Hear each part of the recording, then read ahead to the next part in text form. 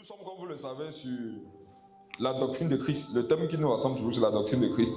Et ça sera le cas pendant un long moment. Et nous sommes sur la deuxième doctrine. La première doctrine, c'était le renoncement aux œuvres mortes. La deuxième doctrine, c'est quoi? La foi en Dieu. Amen. Et tu devrais être capable déjà, à l'heure d'aujourd'hui, de pouvoir citer dans l'ordre les différentes doctrines de Christ contenues dans Hébreux, le chapitre 6. Tu dois être capable de réciter ça. Regardez, l'Église, pas l'Église, mais notre relation avec Christ évolue tant que nous voyons ça comme une école. À l'époque, on appelait ceux qui marchaient avec Dieu quoi, les disciples, non? C'est quoi un disciple? C'est un apprenant. Quand vous cliquez sur le mot disciple, disciple veut dire apprenant. Et si vous regardez dans l'Ancienne Alliance, ils appelaient leur maître quoi? Rabbi, non? Le rabbi, c'était quoi? C'était un enseignant. Donc, l'œuvre de Dieu a toujours été une école. Amen. Voyez-vous comme des élèves qui doivent apprendre. Et un élève doit noter. Un élève mémorise les informations. Un élève fait les exercices. Un élève pose les questions. C'est pas une affaire de s'asseoir, après tu rentres à la maison. Non. Quand tu écoutes tout un culte, tu n'as rien, tu ne notes rien là. Je te pose une question. Tu retiens tout ça comment? Parce que moi, je ne peux pas. Moi-même qui prêche, je ne peux pas te répéter tout ce que j'ai dit. Parce qu'il y a des choses que je vais t'enseigner à la maison, mais quand tu viens ici, ça sort ici. Il faudra que toi-même tu partes t'asseoir. Moi, ce que je fais, c'est que généralement, quand je prêche, après je m'assois, toutes les informations que j'ai reçues, je note ça aussi. Parce que le cerveau là, c'est vrai que les scientifiques vont dire qu'on a combien de gigas de données de conservation, mais faire l'expérience avec un disque dur, mettre trop d'informations à l'intérieur, ouvre un dossier, ça va ramer. Amen. Si le disque dur fait ça, avec toute la RAM qu'il y a maintenant, toi qui n'as pas une bonne RAM là, toi et moi on sait que ta RAM n'est pas bonne. Il faut noter et tu relis à la maison. Amen. Amen. Même quand l'apôtre Jean est parti au ciel, l'ange lui a demandé de noter. Amen. Mais c'est dans les songes, on parlait les cahiers là-bas. Elles sont pas avec les stylos. Mais l'ange dit à Jean, alors qu'il est en train d'avoir un songe, que note les paroles de la prophétie. Donc il fallait que Jean crée un système de notation étant dans un songe. C'est fort, hein? À combien de fois de raisons maintenant, nous comme ça, qui sommes dans la vraie vie. Là, par exemple, je vais vous demander 30 versets aujourd'hui. Parce que n'oubliez pas, ce qui concerne la deuxième doctrine, qui est la foi en Dieu, on a dit que il faudrait, si on dit que la foi en Dieu, il faut savoir qui est Dieu là. Amen. Amen. Et on a vu que c'est Jésus, mais c'est trop facile de dire que c'est Jésus comme ça. Il faut le prouver. Il faut le maximum de versets qui nous permettent de comprendre que lorsqu'on dit qu'il faudrait avoir la foi en Dieu, le Dieu là c'est Jésus. Amen. Donc allons dans la Bible. Si tu n'as pas un cahier, si tu n'as, demande une feuille. Tout ce que veut, il ne dit pas qu'il va écouter l'audio après. Ce n'est pas ce que tu vas écouter. Il va écouter, il va noter. Quelqu'un qui ne peut pas noter ne peut pas écouter. Amen. Quelqu'un qui ne peut pas noter, non, il ne peut pas écouter. Si tu n'as pas la discipline de noter, tu n'auras jamais la discipline d'écouter parce qu'il est plus difficile d'écouter que de noter. Philippiens, le chapitre 2, du verset 5 au verset 6. Ayez en vous les sentiments qui étaient en Jésus-Christ. Ayez en vous les sentiments qui étaient en Jésus-Christ, lui. Lequel, existant en forme de Dieu, n'a point regardé comme une proie à arracher d'être égal à Dieu. Amen. Amen. La Bible dit dans Philippiens 2, 5 à 6 que Jésus est égal à Dieu. Amen. Amen. Cependant, nous savons qu'il y a personne n'est au-dessus de Dieu, n'est-ce pas? Mais n'est-ce pas que si quelqu'un te pose la question de savoir si quelqu'un est égal à Dieu, tu vas dire jamais. Vrai ou faux? Mais Jésus affirme qu'il est égal à Dieu. Ça veut dire quoi? Il est Dieu. Avançons, je vais vous donner le maximum d'informations. Notez ça, vous en termes de vous méditez. Allons directement sur le livre qui est devant. Après Philippiens, c'est quoi? Colossiens. Allons dans Colossiens. Colossiens, le chapitre 2. On était dans Philippiens 2, maintenant pas dans Colossiens, le chapitre 2. Le verset 9. Mais tu vas lire à partir du verset 8. Colossiens 2, 8. Prenez garde que personne ne fasse de vous sa proie par la philosophie, par une vaine tromperie, s'appuyant sur les traditions des hommes, sur les rudiments du monde et non sur Christ.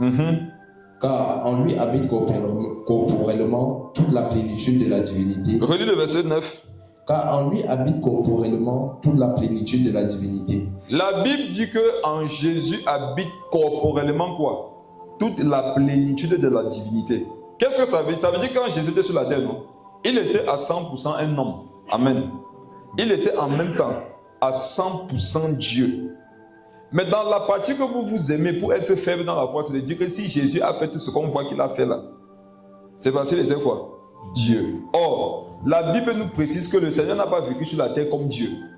Il n'a pas vaincu Satan en tant que Dieu. Il a vaincu Satan en tant qu'un homme, c'est précisé. Il a vécu comme un homme, c'est précisé. Pourquoi? Il fallait que vous et moi, nous ayons la foi qu'on peut vivre comme lui. Si Jésus avait vécu comme Dieu et vaincu Satan comme Dieu, nous n'aurions pas la foi. J'espère que ta foi vient aussi du fait que Jésus est un homme. Vous voyez la simple phrase Jésus-Christ, homme là, non? C'est une délivrance. Ça nous permet de savoir que si un homme a vécu comme ça, moi aussi je peux vivre comme ça. Amen. Généralement, il est plus facile de croire qu'on peut faire ce qu'un homme devant nous fait que de croire qu'on peut faire ce qu'un esprit fait. Or, Jésus est venu vivre comme un homme. Amen. Amen. Donc, on dit en lui habitait corporellement toute la plénitude de la divinité. Donc, tout ce que Dieu est, dans sa plus grande dimension, ça habitait en Jésus. Bon, comme quelqu'un avait dit, si tu dis que Jésus n'est pas Dieu, il est quoi? Puisqu'il n'est pas un homme. Amen. Aujourd'hui, là, on ne parle plus de lui en tant qu'homme, non? Il n'est pas un ange. Il n'est pas un animal. Il n'est pas une plante. Si Jésus n'est pas Dieu, il est quoi? Réfléchissez un peu sur la question là. Si Jésus n'est pas Dieu, qu'est-ce qu'il est alors? Il faudrait le classer dans une catégorie, non? Si. Il n'est pas un prophète. Est-ce que vous savez que Jésus n'est pas un prophète? Le Jésus que vous connaissez, c'est un prophète. Les prophètes sont sur la terre, il n'y a pas de prophète au ciel. Amen. Jésus est donc quoi? Continuons. Allons dans Jean, le chapitre 20. Jean, le chapitre 20.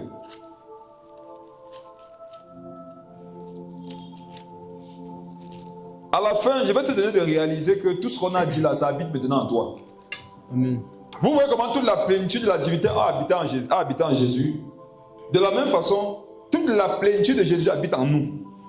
Amen. Maintenant, ce qui va te donner de le manifester, c'est d'en être conscient. Tu manifestes une notion dont tu es conscient. Ce dont tu es conscient, tu peux le manifester. Vous voyez quand quelqu'un fait un miracle, non? C'est juste qu'il est conscient du miracle. Il n'y a rien d'autre. La consécration, le jeûne, la prière, c'est pour activer la foi, pour pouvoir être conscient de Dieu. Je ne sais pas si vous avez compris ça. Les exercices spirituels qu'on fait, non? C'est pour avoir la foi. C'est pour pouvoir avoir assez de foi pour croire que Dieu existe, que Dieu est vrai, que Dieu se manifeste. Amen. Amen. Quand tu jeûnes, quand tu cherches Dieu là, il faut chercher à ce que ta foi grandisse. Parce que c'est la chose que Satan attaque. Quand le Seigneur a parlé à Pierre, alors qu'il ne savait même pas qu'il était attaqué, le Seigneur lui a dit, Satan t'a réclamé pour t'écriver comme le froment. Mais j'ai prié afin que ta foi ne défaille pas. Quand Satan attaque quelqu'un, ce qui peut toucher, c'est ta foi. Amen. C'est la chose que tu dois le plus préserver. Jean le chapitre 20 à partir du verset 28.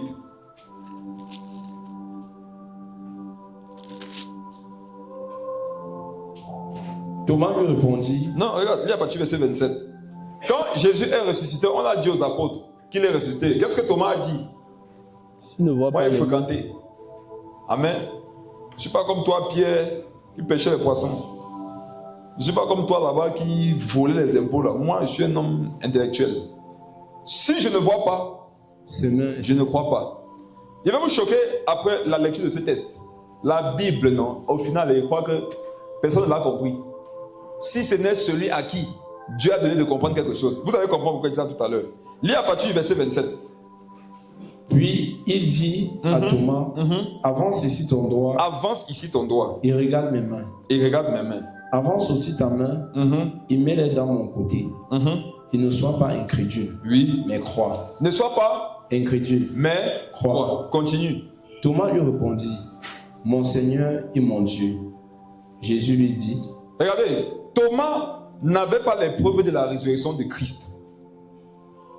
J'ai longtemps méprisé Thomas. Qui a méprisé Thomas comme moi? La seule chose qu'on connaissait de Thomas, c'est quoi? Peut-être même maintenant, la seule chose que tu connais de Thomas, c'est que c'est le disciple qui a douté. Mes frères, étudier qui était Thomas, frère, le monsieur était étrange. Je vous donne un deuxième disciple à étudier, André. Qui parlait d'André? Qui parle du disciple André? Est-ce qu'on parle de lui dans 2 versets? Mes frères et sœurs, un jour il reste le midi, le Saint-Esprit m'a dit qui est le père dans la foi de Pierre. Oh, je vous avais donné un secret ici. Tu fais un songe, non? Dieu te pose une question. Un ange te pose une question. Un aîné dans la foi, ou ton père dans la foi, dans un songe te pose une question. Ne réponds pas. Amen. Regardez. Quelqu'un va dire que comment est-ce que je vais faire dans le songe pour ne pas répondre? Quand tu as la connaissance dans la vraie vie, c'est ça qui te suit dans le songe. Vous comprenez? L'intention que vous avez dans la vraie vie, non? C'est ce que vous ferez dans le songe. Dis à la personne dans le songe que, regarde, pose-lui la même question, dis que toi tu sais, dis-moi. Je reste sur le Saint-Esprit me dit qui était le père dans la foi de l'apôtre Pierre? Quel est le plus puissant des apôtres? C'est pas l'apôtre Pierre. Le plus respecté, c'est pas l'apôtre Pierre. Celui à qui Jésus a donné les clés, c'est qui? Je ne savais pas. Elle dit, Seigneur Jésus, toi non, dis-moi. Il s'est m'amené dans la parole. Et je me rends compte que c'est André, le père dans la foi de l'apôtre Pierre. André. C'est André qui a enfanté Pierre dans la foi. Oh, il l'a enfanté, non, il s'est mis à côté. On a vu Pierre. Mais pendant que Pierre fait ça, regardez. Au ciel, je peux vous choquer. Hein? Au ciel, André aura une place privilégiée par rapport à Pierre. Je vais vous montrer ça rapidement. Je sais que certains ont dit que c'est que verset, Quand tu atteins le niveau de ta foi, ou quand on parle, tu veux voir le verset, c'est que tu es devenu mature spirituellement.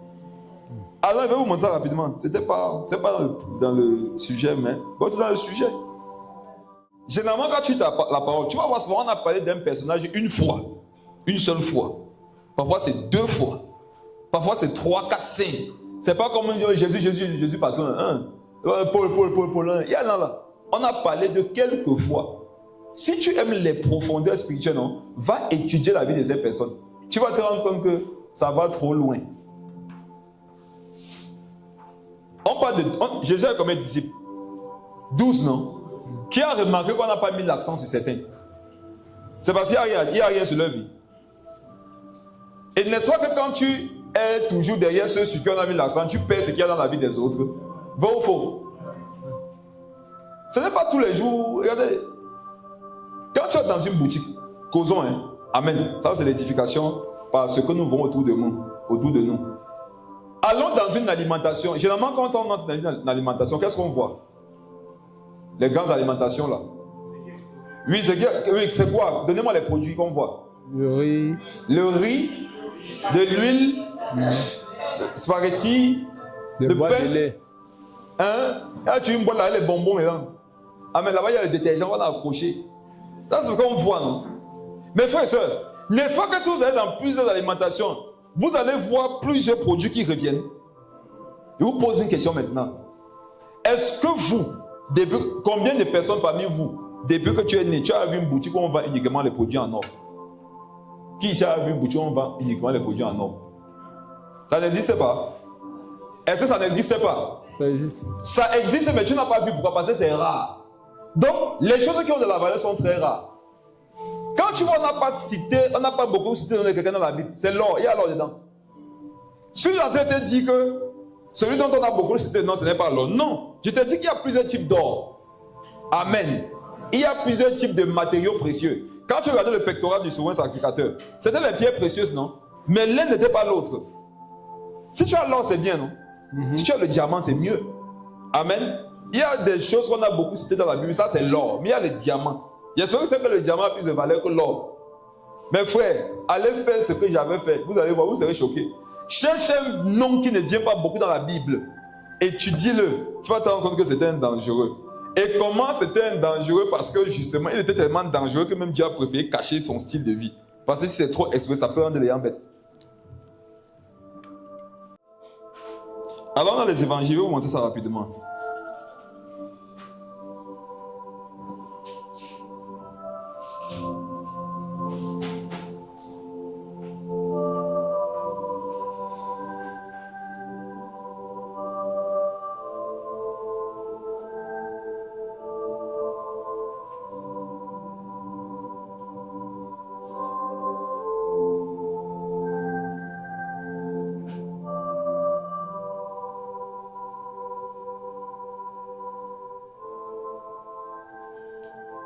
Évangile de Jean.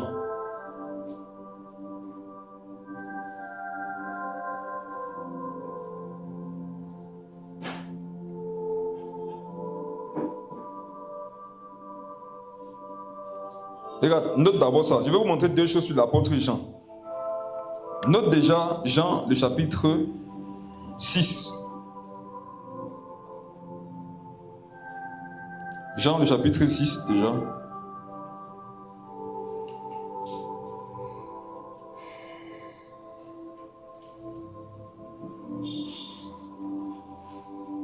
Donnez-moi une minute, je suis en train de regarder le verset.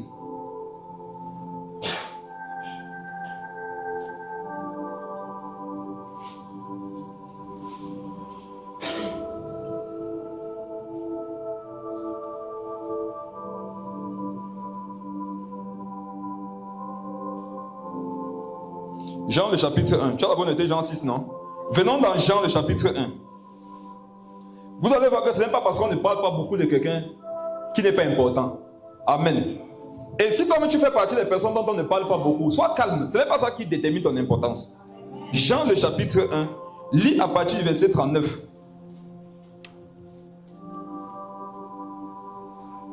Jean 1 à partir du verset 39. Jean 1, 39. Venez, leur dit-il, et voyez. Il allait et il vit où il demeurait, et il restait auprès de lui ce jour-là. C'était environ la 2e heure. André, frère de Simon-Pierre, était l'un des deux qui avait entendu les paroles de Jean et qui avait suivi Jésus. Amen. Amen. Vous voyez l'apôtre André, non? Il est parmi les 2 premiers à avoir suivi Jésus. Vous saviez ça? Parmi les 2 premiers apôtres qui ont suivi Jésus, André était dedans. Il était disciple de l'apôtre Pierre. Jean. L'apôtre Jean-Baptiste, autant pour moi. Regardez quelque chose. Il est parmi les 2 premiers à avoir été appelés. Mais quand vous regardez comment ils ont marché avec Jésus, ce n'est pas quelqu'un qui a été affiché. Ce n'est pas quelqu'un qu'on a élevé, à qui on a donné des responsabilités. Mais ce qu'il a fait, c'est qu'il a enfanté celui-même à qui on a donné plus de responsabilités. Regardez, parfois vous voulez des responsabilités, non?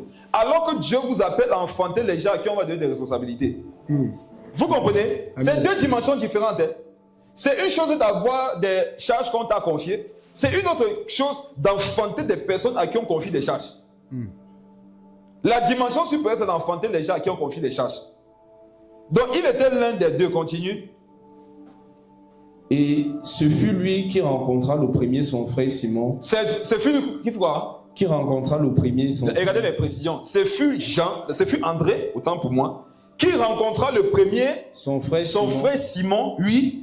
Et il lui dit, nous avons trouvé le Messie, ce qui signifie Christ.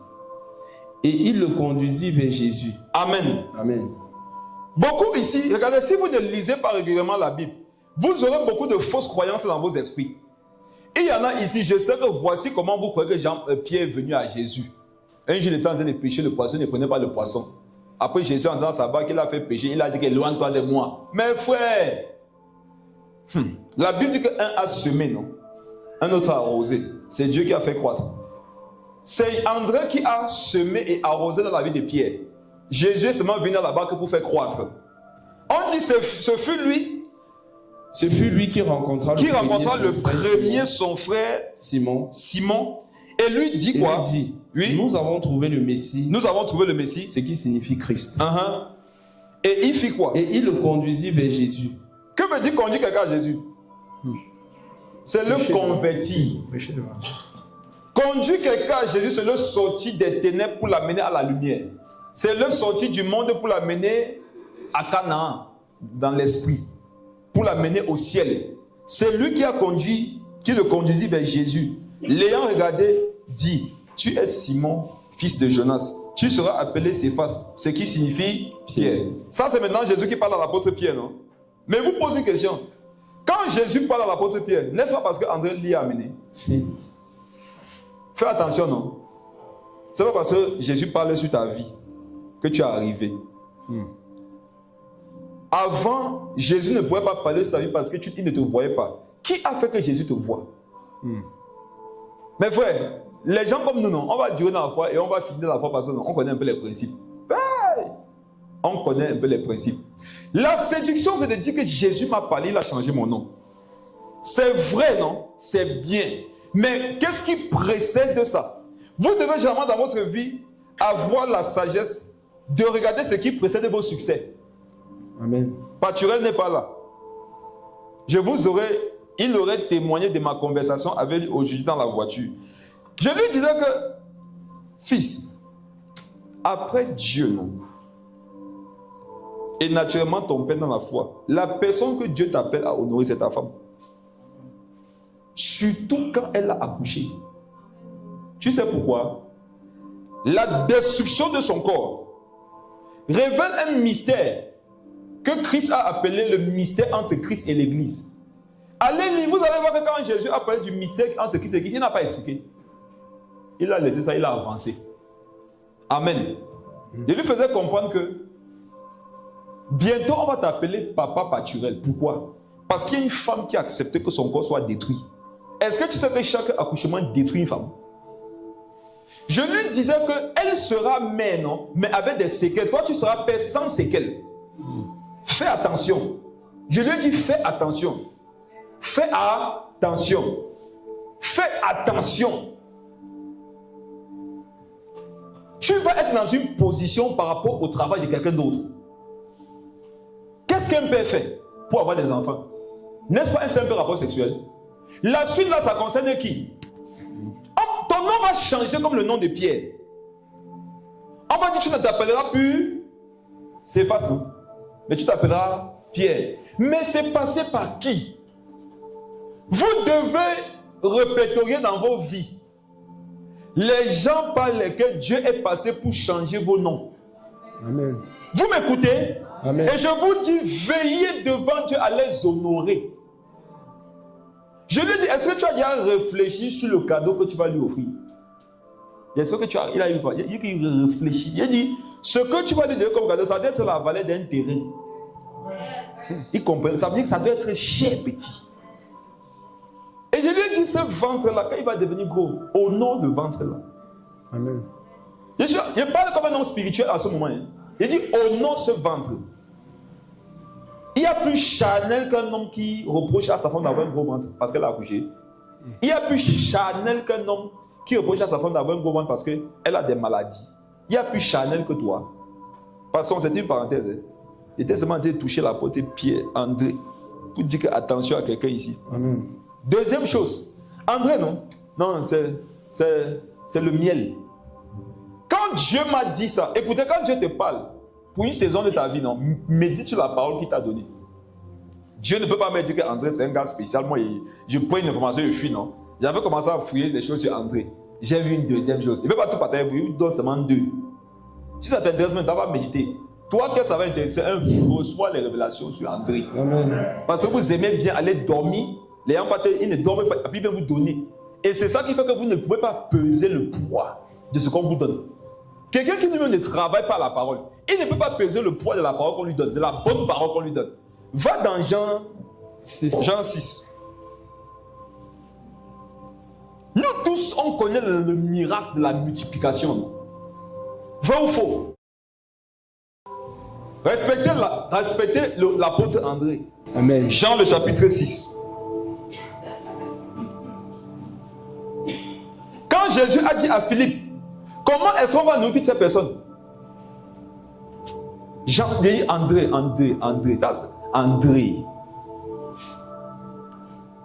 Je prie que vous tous vous soyez les André. Qui s'appelle André ici naturellement? Et voilà. Et toi, ta coupe de cheveux, c'est que les révélations entrent directement. Écoutez quelque chose, hein. Pour moi, c'est l'un des hommes les plus spirituels de tout le Nouveau Testament. Première chose que je veux dire, c'est qu'il est parmi les premiers. Soit il était le premier, soit il était le deuxième à avoir été appelé. Mais lorsqu'on a établi les gens à des charges, il était en retrait. Qui l'a vu se plaindre? Qui l'a vu parler? Au contraire, il est parti évangéliser son frère. Tu peux bien voir le gars qu'on appelle le Messie, on l'a trouvé. Et il amène son frère devant lui directement, on change le nom de son frère. Il est tranquille. Waouh! Ce sont des caractères rares. Jésus a fait ça dans Jean 1. Il a exagéré dans Jean 6. Regardez Jean 6. André est là, non? Le Seigneur ne lui parle pas. Il va vers Philippe. Philippe, comment est-ce qu'on va faire pour nourrir toutes ces personnes? Donc il veut utiliser Philippe. Il compte sur Philippe. Philippe, même vers qui Jésus est venu dire, même si on avait 300 deniers, cela ne suffirait pas pour que chacun d'eux ait un peu.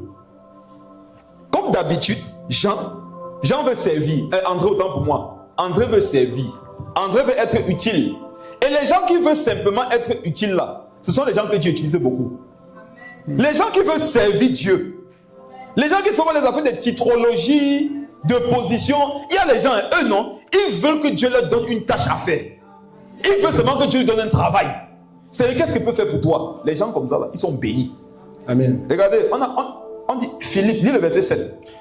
Philippe lui répondit, les pains qu'on aurait pour 200 deniers ne suffiraient pas pour que chacun en reçût un peu. C'est entre Jésus et Philippe, non?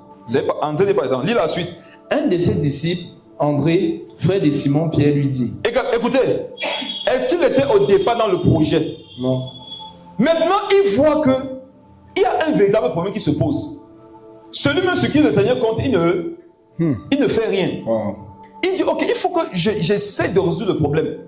Ça, c'est quoi? C'est que tu es dans l'église, non? Les gens qui sont censés faire des choses ne font pas. Fais-le. Vous connaissez la prophétesse Déborah, non? Voilà où Déborah a reçu l'onction. Déborah est en Israël où il y a les hommes qui sont censés être des juges et des anciens, tout ça. Ils ne sont pas à leur poste, ils ne font rien. Elle est partie voir Dieu dire que ma nation ne va pas se perdre parce qu'il y a des irresponsables. Seigneur, je suis disponible, utilise-moi. Dieu lui a donné l'onction. Jamais on n'aurait cru que Dieu puisse faire ça. Dieu a donné l'onction de juger à Déborah, une femme. Vous savez ce que ça veut dire? Les questions politiques, c'était elle qui gérait. Les questions religieuses, c'était elle qui gérait. Le collège des anciens, des patriarches, c'était elle qui était la présidente directrice. Elle s'asseyait. Les anciens d'Israël venaient devant elle étudier la loi.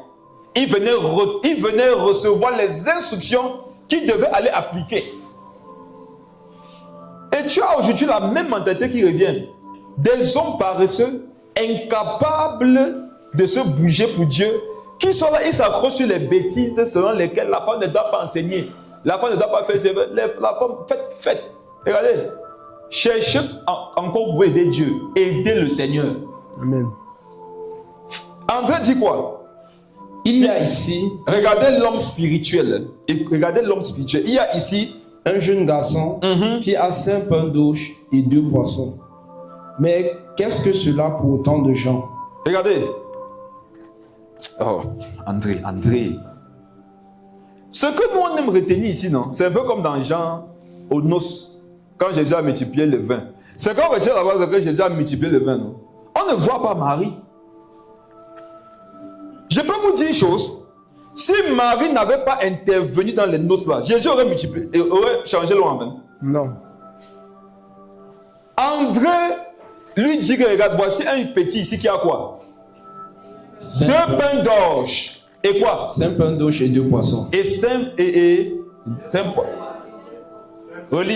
d'orge et 2 5 pains d'orge et 2 poissons. Mais il dit quoi? Qu'est-ce cela pour autant de gens? Regardez l'homme spirituel.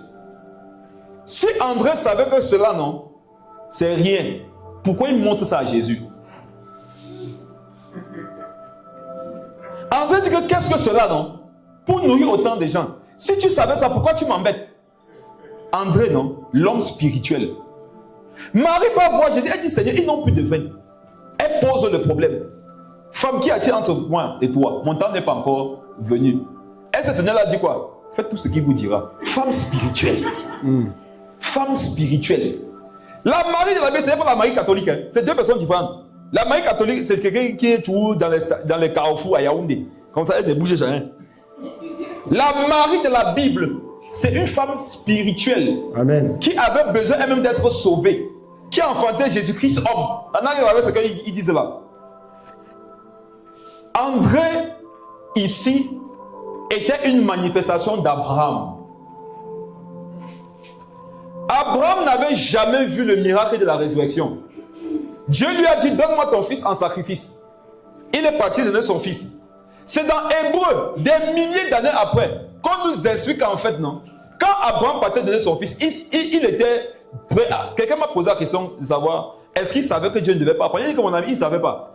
Il ne savait pas. Il savait que Dieu va prendre son fils. Et il avait donc poussé sa foi au point de dire que je pourrais retrouver mon fils dans une forme de résurrection. Alors, si on parle de résurrection, on parle de mort avant. Abraham n'avait jamais entendu parler du fait que quelqu'un qui était mort puisse revenir à la vie. André n'avait jamais entendu parler du fait que avec 5 pains et 2 poissons, non, on peut nourrir des foules. Il y a cru.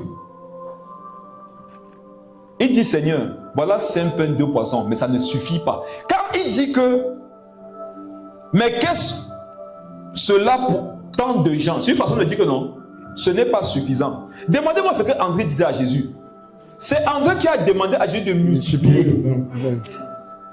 Vous pensez que c'est Jésus qui a eu à cœur de multiplier le pain, le vin et le poisson? C'est André qui le lui a demandé. André a dit, Seigneur, regarde, voici 5 pains, voici 2 poissons, mais c'est petit pour autant de gens. C'est-à-dire fait comment? Multiplie. Lis la suite. Jésus dit, faites-les asseoir. Point final. Il y a les conversations que quand quelqu'un est avec Jésus, non, on va te demander de t'asseoir, toi. Amen. Vous avez compris? Amen. Regardez, s'il n'y avait pas une conversation entre André et Jésus, le peuple là serait resté affamé. Il devait mourir de faim. Il y a les gens, non, c'est parce qu'ils vont se lever la nuit. Ils vont aller parler avec Dieu. Que toi, dans ta vie, va un peu être assise. Amen. Calme-toi. Amen. Calme-toi. Il y a les gens comme toi qui ont le diplôme, ils n'ont pas le travail. Tu comprends un peu, non? Il y a les gens qui ont plus de capacité que toi. Leur vie, ça ne donne pas. Donc, où tu es là, il faut te calmer. J'ai dit quoi tout à l'heure? Vois pas qu'on a changé ton nom. Hein. Pendant que tu t'agites, quelqu'un d'autre peut encore se lever. Il dit que Seigneur Jésus, elle s'agite trop. Et c'est comme ça qu'on dirait, faites-la se lever. Et qui sont ceux qui sont toujours debout en train de marcher les fous? Qui sont ceux qui sont assis? Ce sont les rois. Jésus il a commenté la parole d'André. Il a seulement dit quoi? Faites-les asseoir. Il venait d'entendre quelque chose qui devait donner de manifester la puissance. Jésus a entendu quelque chose qui a régi son cœur. Il a dit, regarde, assez, faites-les asseoir. Quand tu es dans le monde, que ta vie, de tu dis au gars, asseyez-vous, prenez quelque chose. Jésus a dit, asseyez-vous, prenez quelque chose. C'était parce qu'André lui a montré que je sais qui tu es, je sais que tu es puissant. Mes frères et sœurs, les problèmes par lesquels vous passez, non, c'est l'occasion de proposer des solutions à Dieu. Amen. Quand tu traverses un problème, regarde, propose une solution à Jésus. Dis Jésus, et si tu faisais ça? Jésus a dit, hey. Dans l'enfant, c'est quoi en moi comme ça? Assieds-toi. Amen. Le problème est que non, vous attendez que Dieu parle, alors que c'est vous qui devez lui parler. Dieu ne te parle pas, parle-lui. Il ne te touche pas, touche-le. Amen. Il ne te conduit pas, conduis-le. Oui. Je vous avais montré ce que le centenier romain a fait ici dernièrement. Le centenier romain dit, Jésus, tu pars où? Tu pars où? Est-ce que tu as besoin de te déplacer? Regarde tout le chemin que tu veux faire. Mais reste là-bas, non? Selon le principe que tu connais ici. Moi, je suis soumis et j'ai des gens qui sont soumis à moi. Tu connais le principe là, non, Jésus? Applique ça là-bas. Jésus a dit, hey! Même dans tout Israël, je n'ai pas vu une fois comme celle-ci. Il y a une chose que je m'étais abstenu de vous dire ce jour-là. J'ai réfléchi que, est-ce que j'ai bien fait de ne pas le leur dire? Parce que j'ai un peu tourné en rond comme ça, mais je vous dis ça aujourd'hui. Qui a remarqué que ce jour-là, j'avais beaucoup parlé du fait que le centenier romain était une manifestation du Père. Qui se rappelle? J'avais tout fait, mais je n'avais pas piqué un truc là parce que je me disais que bon. Je me dis que pendant, tu as un peu ruminé ça depuis que j'en ai parlé. Jésus dit, même où? En Israël. Je n'ai pas trouvé quoi? Une aussi grande foi.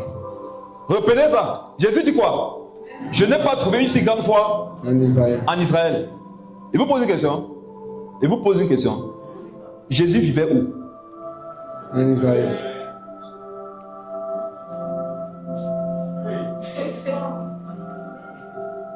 Jésus vivait où? En Israël. Pourquoi il voulait se déplacer? Il y avait une foi qu'il n'avait pas. Il a dit. La dernière fois, il dit que bon, est-ce que j'ai bien fait de ne pas leur dire? Parce que ces enfants qui négligent la parole, est-ce qu'on leur donne la bonne parole, ils comprennent? Jésus voulait se déplacer parce qu'il y avait une foi qui ne manifestait pas. Le centenier a dit que je veux prendre la position de ton père. je vais te donner un enseignement qui va faire que tu manifestes une foi supérieure à celle que tu veux manifester actuellement. Là, tu veux te déplacer. Je vais te montrer que tu peux faire la même chose sans te déplacer. Et je vous dis ce jour-là que Jésus cherche des pères. Et ce sont des vérités et des pratiques qui ne sont pas pour ceux qui sont des bâtards. Les bâtards, non, vous n'avez rien dans les affaires de Dieu. Il insulte les gens. Quelqu'un qui n'a pas de père, c'est quoi? Alors, André a dit à Jésus ce qu'il devait faire. Ce qui me plaît sur c'est que même quand tu lui donnes un ordre, si ça va le glorifier, il va se soumettre. Dis un peu à Jésus que guérir les malades, quoi. Qui va te glorifier après? Il va guérir. Dis un peu à Jésus que manifeste ta gloire dans mon pays. Vous savez mon rêve depuis des années. Je veux qu'on sache qu'il y a une génération de chrétiens ici au Cameroun, à Yaoundé, à Douala, qui est des gens qui croient en Dieu. Maintenant, je me pose la question de savoir, est-ce que tu crois en la parole qui est annoncée? Paul disait que qui a cru à notre évangile? Il disait que je m'attriste de ce que vous vous détourniez si tôt de l'évangile que je vous ai annoncé. Ne vous détournez pas de ce que vous prêchez. Restez dessus. Amen. Il y a les André ici. Amen. Tu n'es pas apôtre. Oui, tu n'es pas pasteur. Tu n'es pas évangile. Regardez, laissez les appels des titres là. Je vous dis que quand tu t'appelles même d'un titre, c'est un appel à une responsabilité. C'est une pression. Regarde, sois André. Quelqu'un dit que c'est pas ton ministère, dit que je suis André. Amen. On ne me voit pas, non? Je n'ai pas de titre. Je ne suis pas exposé partout. Mais quand il y a des situations, il faut agir. Je suis là. Quand il faut trouver une solution, quand il faut travailler, quand il faut être utile, je suis là. Amen. Toi qui as les titres ici dedans, est-ce que tu as la hauteur de ton titre? Amen. Est-ce que tu as la hauteur? Tu es chef de département, est-ce que tu as la hauteur du travail qu'on attend de toi? Revenons. Allons sur la divinité de Jésus.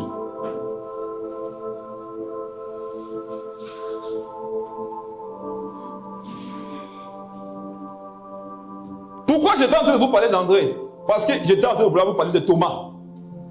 Parce que Thomas, c'est une manifestation d'André. Et je disais que la seule chose que vous connaissez de Thomas, c'est que c'est le disciple incrédule. Repentez-vous. Il dit que repentez-vous très mal. Si je sens dans mon esprit que je dois t'expliquer certaines choses mystérieuses sur sa vie maintenant, il veut le faire. Repends-toi, tu ne sais pas qui est Thomas. Quelqu'un qui, lorsque chaque fois il pense à Thomas, il pense au disciple incrédule, c'est quelqu'un qui a besoin de se repentir.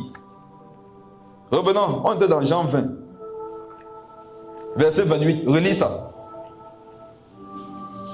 Thomas lui répondit, mon Seigneur et mon Dieu. Jésus lui dit, oui, parce que tu m'as vu. Parce que tu m'as vu, tu as cru. Tu as cru. Heureux ceux qui n'ont pas vu et qui ont cru. Et pousse. Ou bien vous le laissez comme ça. Parce que moi je voulais vous montrer que Thomas a dit mon Seigneur et mon Dieu. C'est une autre preuve de la divinité de Jésus. Amen. Amen. Thomas lui répondit, mon Seigneur et mon Dieu. Jésus lui dit, parce que tu m'as vu, tu as cru. Heureux ceux qui n'ont pas vu et qui ont cru. Amen. Amen.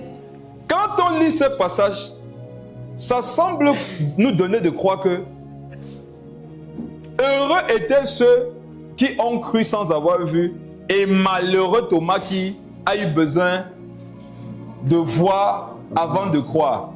Cependant, non, il y a un verset que je vais vous montrer qui va corriger votre compréhension. Je vous avais mis à montrer ce passage ici une fois. Et ça venait de Jésus lui-même. Et le jour, c'était pas à cause de Thomas. Jean, le chapitre 4. Waouh, Seigneur, merci pour ta parole. Jean, le chapitre 4. Écoutez, je vais faire le parallèle. Pour souvent pouvoir avoir des vérités profondes dans les Écritures, tu dois pouvoir mettre plusieurs versets ensemble. On va mettre Jean 20, 28 à 29 avec Jean 4, le verset 48. Relis d'abord Jean 20, 28 à 29. Jean 20, verset 28 à 29. Oui. Thomas lui répondit, mon Seigneur et mon Dieu. Jésus lui dit, parce que tu m'as vu, tu as cru. Heureux ceux qui n'ont pas vu et qui ont cru. Maintenant, viens dans Jean 4, le verset 48. Jean 4, 48. Jésus lui dit, si vous ne voyez pas les miracles et les prodiges, vous ne croyez point. Amen. Amen. Jésus dit, si vous ne voyez pas les miracles et les prodiges, vous ne croyez point. Lui-même, il a dit quoi, ce qui concerne sa parole. Ma parole ne consiste pas en parole, non. Mais en quoi? À une démonstration d'esprit et de puissance. Car le rôle de Dieu ne consiste pas en parole, mais à une démonstration d'esprit et de puissance. Or, la démonstration d'esprit et de puissance, c'est quoi? C'est de démontrer la puissance de la résurrection. Cependant, mes frères, supposons que tous les disciples avaient cru, sans voir, que serait la manifestation de l'esprit. Je sais que vous n'avez pas compris, je vais expliquer, vous devez comprendre ça. C'est bien beau de dire que oui, les autres n'ont pas vu et ils ont quand même cru. Et croire que Jésus est en train de dire que Thomas est malheureux, je vais expliquer que vous allez comprendre. Supposons que tous les apôtres avaient cru, supposons que les gens doivent croire en Jésus, non? Sans rien voir. Que devient sa parole, esprit et vie? Elle s'éteint. Que devient la manifestation tangible du Saint-Esprit? Elle s'éteint. Qu'est-ce que la manifestation de la puissance de Dieu? C'est une partie de la puissance que Dieu expose pour les gens comme Thomas. Les gens comme Thomas donnent l'occasion à Jésus de démontrer sa puissance.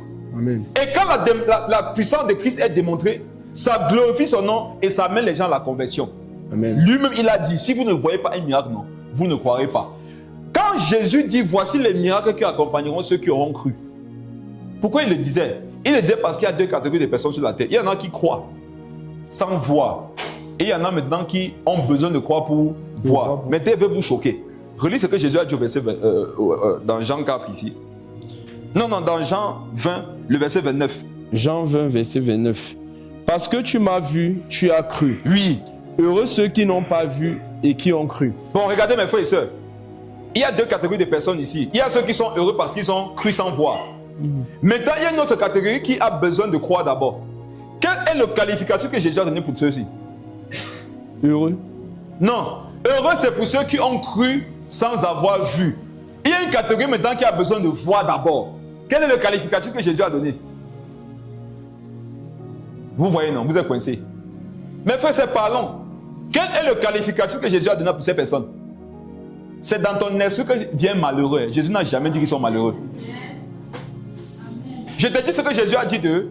Jésus a dit bienheureux. Mes frères et sœurs, Jésus dit heureux ceux qui n'ont pas vu, mais ils ont cru. Maintenant, Thomas, lui, il a demandé à voir d'abord.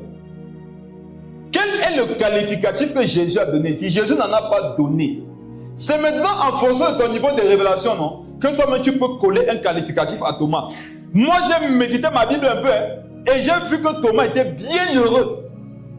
Pourquoi? Parce qu'un évangile qui n'a pas besoin d'être démontré, c'est un faux évangile. Je peux maintenant continuer. Ils vont me lapider.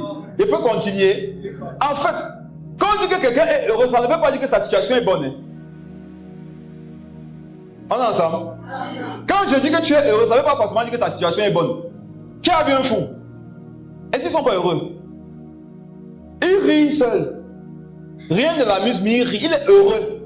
Mais il vit une bonne situation.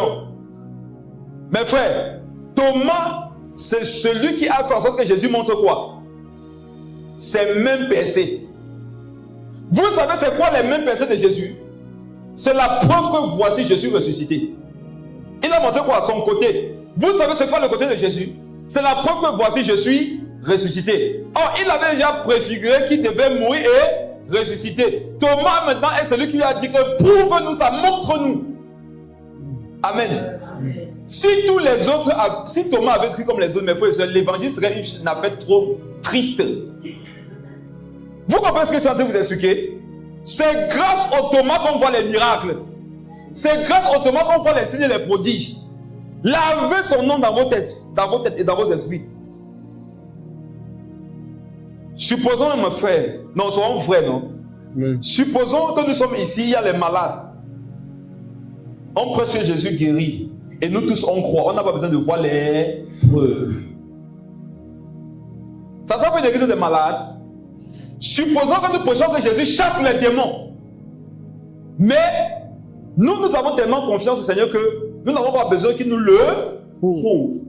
Ça fait que quoi? L'église est constituée de personnes possédées.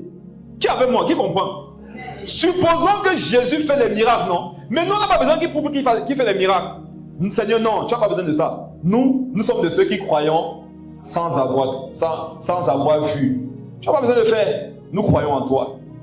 Mais frère et soeur, c'est que tu vas aller en enfer. Pourquoi? Même le ciel là, qu'est-ce qui t'encourage à te sanctifier pour aller au ciel? C'est que tu veux voir, non? Vrai ou faux? Ouais. Le jour où tu ne veux plus voir le ciel, tu n'as plus la force de te sanctifier. Dieu bénit Dieu pour la vie de Thomas. Lui, s'il n'était pas là, Jésus ne devait pas monter ses mains percées. Jésus ne devait pas monter son côté. Heureux. Maintenant que tu as vu, tu as cru. Et regardez, quand Jésus a fait ça, qu'est-ce que Thomas a? Il s'est exclamé en disant quoi? Mon Seigneur et mon Dieu. Mon Seigneur et mon Dieu. Mon Seigneur et mon Dieu. Prouvant ainsi qu'un Seigneur et un Dieu, non, doit être capable de manifester la résurrection. C'est quoi un Seigneur? C'est quelqu'un qui peut montrer les preuves de la résurrection de Jésus-Christ. Quand Jésus nous dit que nous, n'a-t-il pas dit que vous êtes des dieux? C'est une façon de dire que, n'a-t-il pas dit que vous êtes des personnes qui devraient être capables de démontrer quoi? Les preuves de la résurrection de Jésus. Mais tout ça, ça vient par qui? Ça vient par Thomas. Hein? Ça vient par Thomas. Et c'est par cette exclamation qu'on a eu la confirmation qu'effectivement Jésus-Christ c'était quoi? Dieu. On comprend par là que quelqu'un qui s'oppose à Dieu pousse Dieu à se monter dans une dimension supérieure. Toi qui acceptes Dieu dans la dimension dans laquelle il s'est révélé à toi, tu le limites. Qui est avec moi? Amen. Ne sois jamais satisfait de la dimension que tu vois. C'est que tu as limité Dieu. Amen. Mais frère, je vais vous dire une chose qui peut vous choquer, non? Thomas aussi croyait. Mais il voulait plus. Il ne voulait pas se limiter à ça. Lui aussi, il était là, il écoutait les prédications. Il a dit, Seigneur, oui, c'est vrai, il croit, non, mais démontre. Ça a poussé Jésus à aller à un autre niveau. Et quand Jésus fait un autre niveau, qui est glorifié? Lui, puisque ça permet que l'expression mon Seigneur et mon Dieu soit déclarée. Amen. Que Dieu suscite les Thomas. Amen. Vous avez seulement fait que Dieu démontre sa puissance. Les gens qui croient en tout, c'est eux qui sont malheureux. Les gens qui croient en tout sans avoir vu là, ce sont les gens qui te disent que ce sont ceux qui ont faim. Quand tu veux dire que prions pour que Dieu nous donne à manger, pourquoi? Je sais que mon Rédempteur est vivant. Je sais que le Seigneur est le pain du ciel. C'est tout. Un pain du ciel que je ne peux pas manger, je n'en veux pas. Je vous dis, je ne veux pas dans ma vie d'un Jésus qui ne se démontre pas. Moi, je suis Thomas, lui. On a pris ça pour insulter les gens. Non, insultez-moi, moi je suis mon Thomas. C'est quoi que va aller vers les païens? Je parle, rien ne se prouve. C'est que c'est l'évangile, c'est pas l'évangile. Il faut qu'un païen te dise que ce que tu as sont les bêtises, que sont les bêtises. Ok, regarde, ton sexe a disparu. Ou quelqu'un se l'a fait les sorciers, il dit vérifie quelque chose. Il dit hey! Et que voilà, Jésus existe. Il dit que oui, je donne ma vie à Jésus.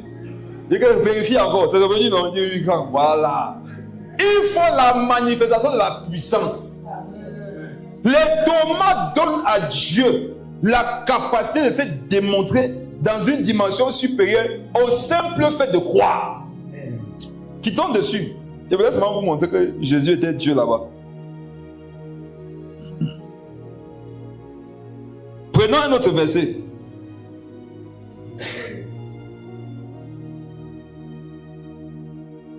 J'espère que vous notez les versets là comme je l'ai dit.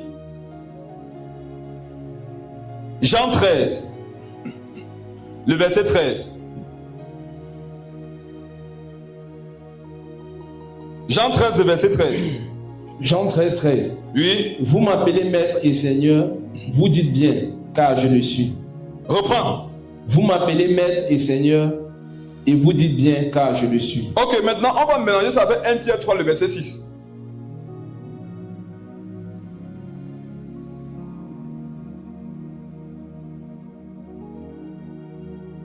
Vous m'appelez maître et Seigneur, et vous dites bien, car je le suis. Seigneur là-bas, c'est S quoi? Majuscule. Maintenant, 1 Pierre 3, le verset 6.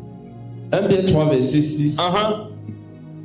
Comme Sarah, qui obéissait à Lis à partir du verset 5. Ainsi se prenaient autrefois les saintes femmes, se paraient autrefois les saintes femmes qui espéraient en Dieu, soumises à leur mari. Comme Sarah qui obéissait à Abraham, il appelait son Seigneur. Elle appelait son Seigneur.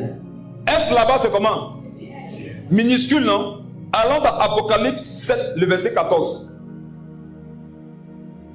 Apocalypse 7, le verset 14.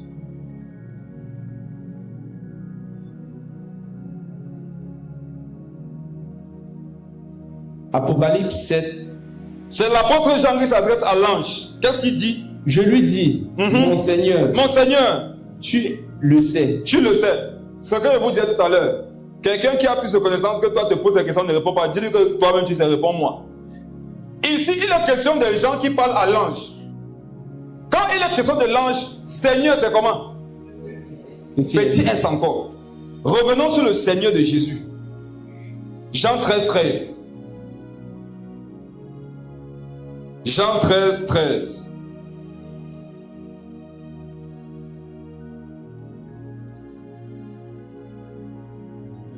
Jean 13, 13. Oui. Vous m'appelez maître et Seigneur, et vous dites bien, car je le suis. Seigneur là-bas, c'est comment? Grand S. On comprend que dans les seigneurs de la Bible, il y a un seul Seigneur. Amen. Qui est au-dessus de tous les autres seigneurs. Amen. C'est Jésus. Lorsqu'on parle de Jésus, c'est à ce moment qu'on met Seigneur en S majuscule. Lorsqu'il est question des hommes, lorsqu'il est question des anges, ce sont des minuscules. Rentrons maintenant dans Exode. Allons plus loin. Allons dans Exode, Exode le chapitre 3. Exode 3, 14. Exode 3, le chapitre 14. Lis à partir du verset 13. Exode 3, verset 13. Oui. Moïse dit à Dieu, j'irai donc vers les enfants d'Israël et je leur dirai, le Dieu de vos pères m'envoie vers vous. Mais s'ils me demandent quel est son nom, que leur répondrai-je? Dieu dit à Moïse. Qui dit à Moïse? Dieu dit à Moïse. Nous sommes dans Exode, non? Amen. Est-ce que Christ est déjà manifeste ici sur la terre? Non. Donc qu'est-ce que Dieu dit à Moïse? Je suis celui qui suis. Et il ajouta, c'est ainsi que tu répondras aux enfants d'Israël, celui qui s'appelle Je suis m'a envoyé vers vous. Donc Dieu dit à Moïse, va dire que celui qui s'appelle comment? Je suis m'a envoyé. Venons dans Jean 8 maintenant. Ça c'est Dieu qui parle à Moïse dans Exode 3. Maintenant dans Jean 8. Jean 8. Verset 57 à 58. Non, lis à partir du verset 56 même. Jean 8, 56. Si Jésus n'est pas Dieu, il est quoi? Abraham, votre père, tressaillit de joie. C'est Jésus qui parle. Il dit qu'Abraham, votre père. Oui. Tressaillit de joie de ce qu'il verrait mon jour. Il l'a vu et il s'est réjoui. Les Juifs lui disent, tu n'as pas encore 50 ans et tu as vu Abraham. Tu n'as même pas 50 ans, tu dis que tu as vu Abraham. Jésus leur dit. Je suis convaincu que quand Jésus prêchait, il y a que le petit, il est fou. Bien fou, mon père. Donc, tu nous dis qu'Abraham a vu ton jour, et il s'en est réjoui. Donc, Abraham a vu Jésus, il était fier. Il dit que tu n'as même pas 50 ans. Tu dis que tu as vu Abraham. Lis la suite. Jésus leur dit, en vérité, je vous le dis. Lui, avant qu'Abraham fût, je suis. Avant qu'Abraham fût, je suis. Je suis là, c'est qui? Exode 3. Dieu parlant à Moïse va dire, va dire aux enfants d'Israël que celui qui s'appelle Je suis m'a envoyé. Maintenant, comme ils sont étonnés de ce que Jésus dit qu'Abraham a vu son fils, il était content, il leur montre que non, je suis même plus vieux que ce que vous pensez. Je m'appelle Je suis Dieu. Je vais vous montrer dans un passage de la Bible qu'on ne voulait pas tuer Jésus parce qu'il faisait des miracles. C'est parce qu'il disait qu'il est Dieu. Continuons.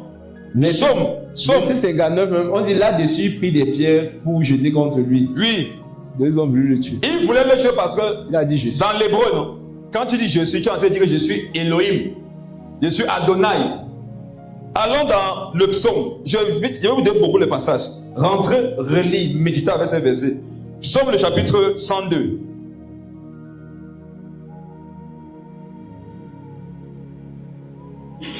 Psaume 102, 25 à 27.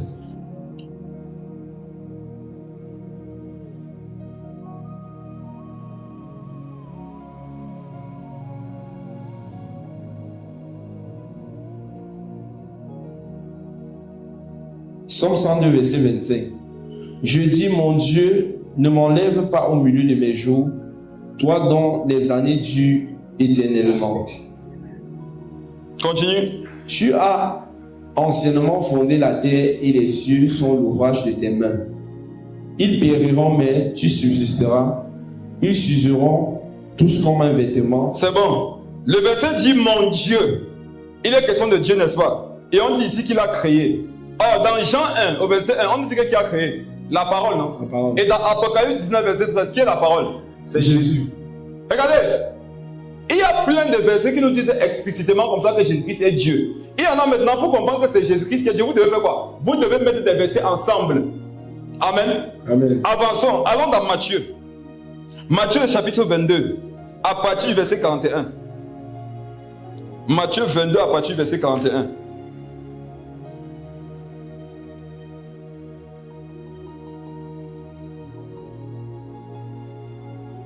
Matthieu 22, 41. Comme les pharisiens étaient assemblés, Jésus les interrogea en disant, que pensez-vous du Christ? De qui est-il fils? Il lui répondit, de David. Amen. Amen. Jésus veut enseigner les disciples et il passe par une question. Il a dit, que pensez-vous de qui? De Christ. De Christ. Continue. De qui est-il le fils? Amen. Mes frères et sœurs, soyez attentifs. Jésus peut te poser la même question aussi ce soir. Regarde. Que penses-tu de Jésus? De qui est-il fils? Pourquoi Jésus posait cette question aux pharisiens? Parce que ta vie dépend de la réponse aux deux questions. Ta vie dépend de qui est Christ pour toi et de qui est-ce qu'il est fils à ton avis. De qui est-ce qu'il est fils? Lis la suite. Il lui répondit, de David. Et Jésus leur dit, comment donc David, animé par l'Esprit, l'appelle-t-il Seigneur? Attends. Jésus dit que vous dites que moi, je suis le fils de David. Comment David donc m'a appelé Seigneur? Quelle information Jésus est en train de donner aux pharisiens? C'était l'information selon laquelle Abraham n'est pas le seul qui a vu mon jour. Hein. Même David m'a vu. Amen. Amen. Jésus dit, il n'y a pas que Abraham qui m'a vu. Il y a David aussi. Une façon de leur dire que tous vos patriarches là, ceux qui avaient vraiment une relation avec Dieu, leur relation avec Dieu les a conduits vers moi. Une façon de dire que si toute la connaissance que toi qui es assis ici ce soir tu as, ça ne te pousse pas à connaître qui est Jésus, c'est une fausse connaissance. Amen. Toutes les connaissances bibliques, théologiques, je ne sais pas quoi, spirituelles que tu as là, si ça ne te conduit pas à reconnaître que Jésus est Dieu, le Seigneur est le sauveur de ta vie, c'est une connaissance vaine. C'est une connaissance ténébreuse. Même si tu as la capacité de l'expliquer avec beaucoup de logique, ça devait être un choc pour eux. Hein. Un jour, il a dit qu'Abraham a vu, mais était content. Mais il a dit que mais où est même David? Comment si vous dites que je suis le fils de David, alors que David, un jour, qu'est-ce qu'il a dit? Animé par l'Esprit. Verset 43. Verset 43. Et Jésus leur dit, comment donc David, animé par l'Esprit, une façon de leur dire que David n'a pas dit ça de son propre fond. Il a dit ça parce qu'il était animé du Saint-Esprit. Animé par l'Esprit, l'appelle-t-il Seigneur lorsqu'il dit, le Seigneur a dit à mon Seigneur, assieds-toi à ma droite, jusqu'à ce que je fasse de tes ennemis ton marchepied. Verset 45. Si donc David l'appelle Seigneur, comment est-il son fils? Jésus pose la question de savoir, David m'appelle Seigneur, comment vous dites que je suis son fils? Question, non? Qui a la réponse? Jésus. Lis le verset 46. Nul ne peut lui répondre. Et depuis ce jour-là, personne n'osa plus lui proposer des questions. Relis ça. Nul ne put lui répondre un mot. Et depuis ce jour, personne n'osa plus lui proposer des questions. Mes frères et sœurs, Jésus a posé une problématique. Aucun des grands rabbins à l'époque n'a pu répondre. Et depuis là, il ne lui proposait plus de questions parce qu'il savait que ça va aboutir à d'autres questions auxquelles nous ne serons pas capables de répondre. Amen. Je le répète ce soir, on est en train de voir beaucoup de versets qui en parlent, on va en voir davantage. Si Jésus-Christ n'est pas ton Dieu, si Jésus-Christ n'est pas ton Seigneur, si Jésus-Christ n'est pas ton Sauveur, tu es perdu. Amen. Je dis que tu es perdu. Jésus doit avoir deux fonctions principales dans ta croyance. Il doit être le Fils de Dieu, il doit être Dieu lui-même. Et je vais vous montrer des versets qui font que les musulmans aujourd'hui soient embrouillés, qui font que les juifs soient embrouillés. Il dit que c'est contradictoire, ce n'est pas contradictoire. Je vous ai dit que quand vous arrivez à un niveau où vous ne comprenez plus Dieu, c'est ça qui prouve qu'il est Dieu. Jésus n'est pas une évidence. Dieu n'est pas une évidence. Amen. Continuons, prenons le passage, Jean le chapitre 10. Jean 10 à partir du verset 29.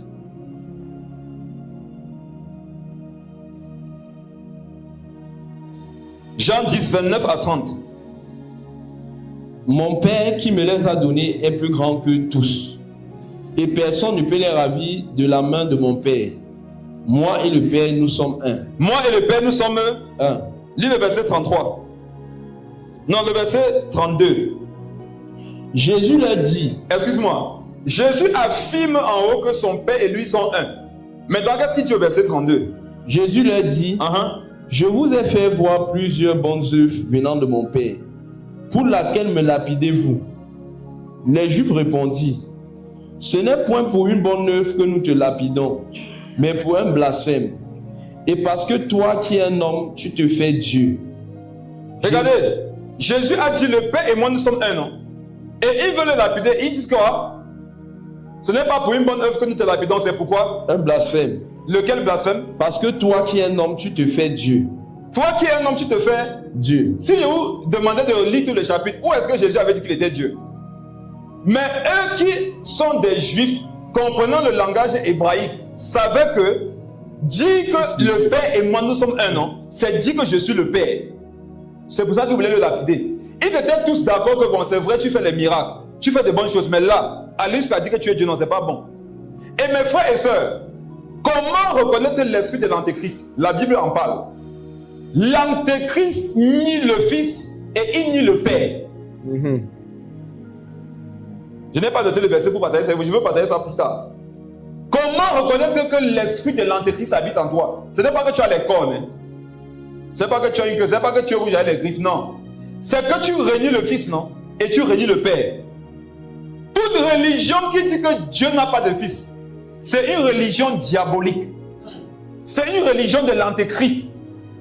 Toute religion qui dit que Christ n'est pas Dieu dans la chair, la Bible dit que non, c'est l'Antéchrist. L'Antéchrist, ce n'est pas un homme comme vous croyez. L'Antéchrist, c'est un esprit, c'est une mentalité. Un homme qui ne reconnaît pas que Christ, c'est Dieu qui est devenu un homme. Quelqu'un qui ne reconnaît pas que Christ, c'est le Fils de Dieu. La Bible dit que tu es animé de l'Antéchrist. C'est 1 Jean 2, verset 20. Lis 1 Jean 2, le verset 20. Qui est le menteur, sinon celui qui nie que Jésus? Mon frère, lis doucement. 1 Jean 2, verset 20. Oui, vas-y. Qui est le menteur? Qui est le menteur? Sinon celui qui nie que Jésus est le Christ. Regardez. Qui est le menteur, sinon celui qui nie que Jésus est le Christ? Est-ce que vous savez que le menteur pour Dieu, ce n'est pas seulement celui qui dit que gauche au lieu de dire droite? Tu peux être né, non? Et toute ta vie, tu n'as jamais menti. Si tu ne reconnais pas que Jésus-Christ est le Fils de Dieu, tu es quoi? Tu es un menteur. Relis ça. Qui est le menteur? Sinon celui qui nie que Jésus-Christ, que Jésus est le Christ. Celui-là est l'Antéchrist. Celui-là est l'Antéchrist. Oui. Qui nie le Père et le Fils. Vous avez compris? Celui qui nie le Père et le Fils, non, c'est un Antéchrist. Je te pose une question. Est-ce que tu es pas un Antéchrist, toi qui es assis là? Tu peux être un bon Antéchrist et tu es assis là. Tu es assis dans l'église. Ça veut dire que tu ne reconnais pas le Christ. Tu ne reconnais pas son Père. C'est que tu es un Antéchrist. Revenons dans Jean 10. Dans Jean 10, verset 33, ils ont dit que c'est parce que tu te fais Dieu que nous te lapidons. Vous connaissez des religions comme ça, non? Qui disent que Dieu n'a pas accouché, que Dieu ne peut pas avoir de père, que Dieu peut avoir d'enfant. Amen. Si une religion dit que Dieu ne peut pas avoir d'enfant, est-ce que c'est celui qui renie cette vérité, qui croira que lui-même il peut devenir un enfant de Dieu? Pourquoi tu as la capacité de croire que tu peux être un enfant de Dieu? C'est parce que tu acceptes d'abord qu'il a eu un fils. Amen. Et tu es co-héritier de son Fils. Si tu es passé par la repentance, la nouvelle naissance et le baptême par immersion. Amen. Voilà. Je précise ça parce que c'est ce que tu as besoin pour te préciser ça quand même. Dans ta tête, quand on dit baptême, tu vois autre chose. Le baptême que la Bible montre pour le salut de son âme, c'est être immergé totalement dans l'eau après avoir accepté que Jésus est ton Père, ton Dieu, ton Seigneur et ton Sauveur. C'est ça. Continuons. Allons dans Ésaïe le chapitre 9.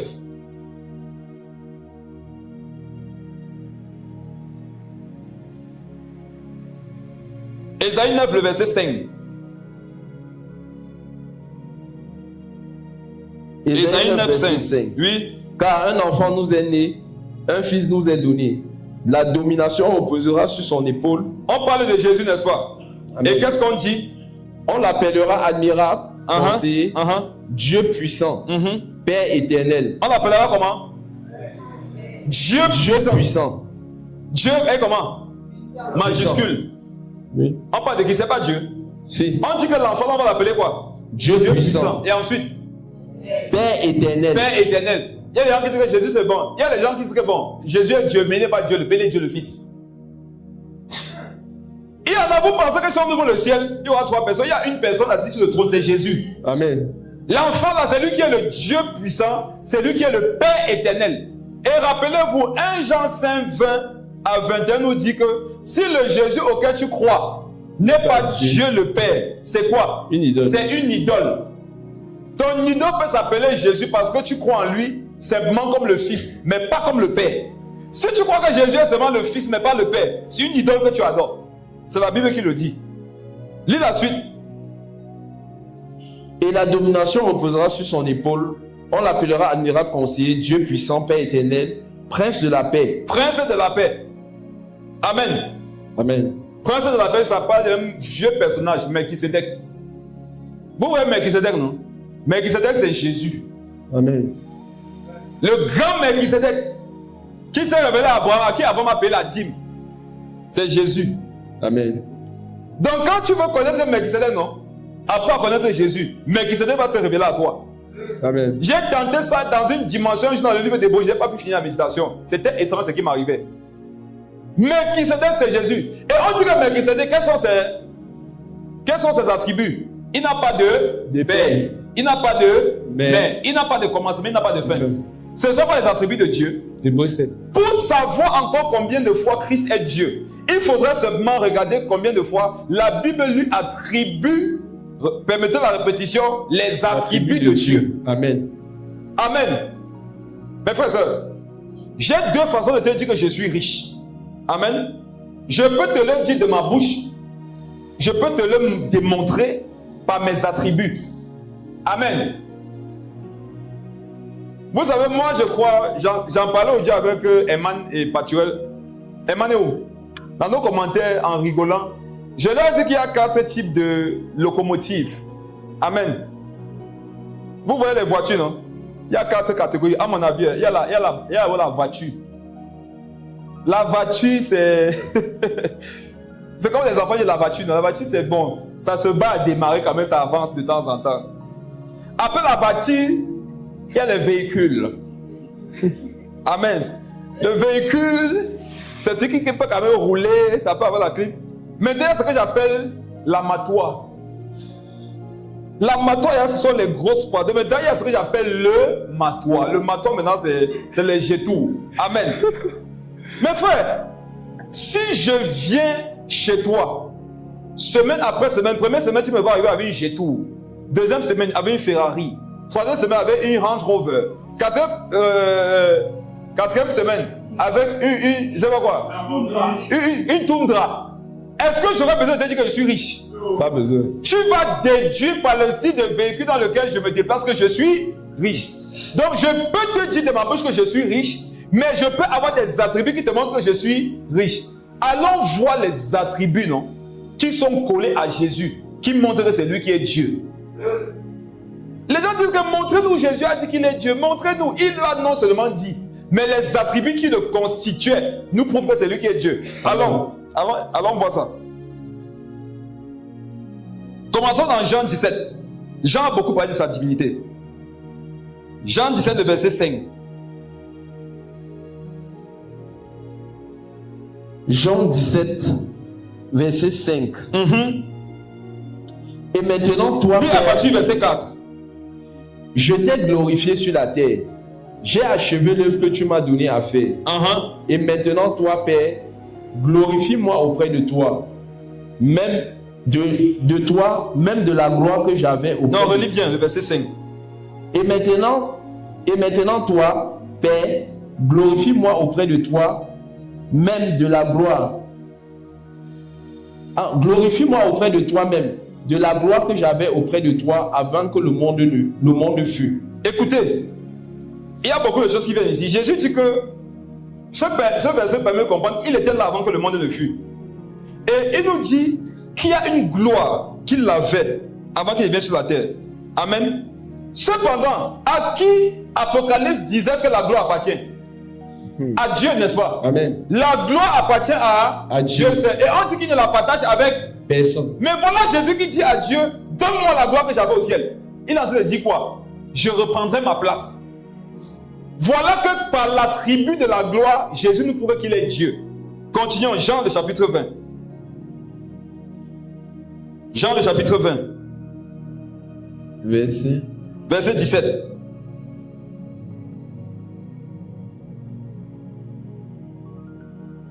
Jean 20, 17. Jésus Jean 20, lui dit, 17, oui. ne me touche pas, car je ne suis pas encore monté vers mon Père. Mais va trouver mes frères et dis-leur que je monte vers mon Père et votre Père, vers mon Dieu et votre Dieu. Souvenez-vous que Jésus a dit qu'il est un avec le Père est en lui, il est en le Père, et les gens disent que tu dis que tu es Dieu. Ça nous permet de savoir que partout où le Seigneur dit que mon Père, mon Père, mon Père, ce n'est pas comme vous croyez. C'est une façon de dire que lui, il est Dieu. Maintenant, il dit à Marie, je ne suis pas encore monté. Va dire à mes frères. Cependant, quelque part, Jésus va, regardez, il dit à Marie, je ne suis pas encore monté vers mon Père. Amen. Mais il va dire à mes frères quoi? Que voici, relis ça. Je monte vers mon Père et votre Père. Les apôtres, quand Jésus leur a apparu, il a dit, touchez-moi, non? Vérifiez, un esprit n'a ni chair ni os. Mais quand c'était Marie, elle a dit, ne me touche pas, je ne suis pas encore monté. Ça donne l'impression de croire qu'il était monté, alors qu'il n'était pas monté. En fait, ce n'est pas le même mot dans l'hébreu. Ce que Jésus voulait exprimer, c'était que la dimension divine dans laquelle je suis fait que il y a une partie de moi au ciel, il y a une partie de moi sur la terre. Les gens sont étonnés parfois. Ils disent que bon, si Jésus est Dieu, qui a parlé au ciel le jour où on le baptisait? C'est lui-même. Amen. Ça te choque. Mais ça ne te choque pas que ton oncle qui est sorcier là peut être en train de dormir dans sa chambre, mais son serpent au village avale les enfants des gens. Quand c'est ça, tu acceptes. Quand tu pars là, tu vois les gens entrer dans le sortir, c'est que tu acceptes que c'est vrai, oui, c'est possible. Mais si on te dit que Jésus est monté au ciel comme ça sans avion, tu vas dire que vraiment les chrétiens ont mangé leur cerveau. Quand je vois ce en quoi tu crois et tu refuses de croire en Jésus, ça nous prouve que c'est toi dont on a mangé le cerveau. Parce que ce que tu crois de bête dans le monde là, c'est même trop pour pouvoir croire en Jésus comme étant le Dieu, le Seigneur et le Sauveur de ta vie. Regardez mes frères, évoluons rapidement. Jean 10, le verset 30. Pour faire regarde, voyons des attributs qui sont plus simples. Ok. Marc 2, le verset 1. Marc, le chapitre 2, les attributs. Marc 2. Notez tous les versets là, vous allez rentrer, vous reméditer dessus. Marc 2, verset 1. Oui, commence à lire là-bas.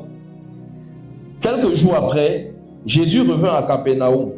On a appris qu'il était... Verset 5 directement, va directement au verset 5.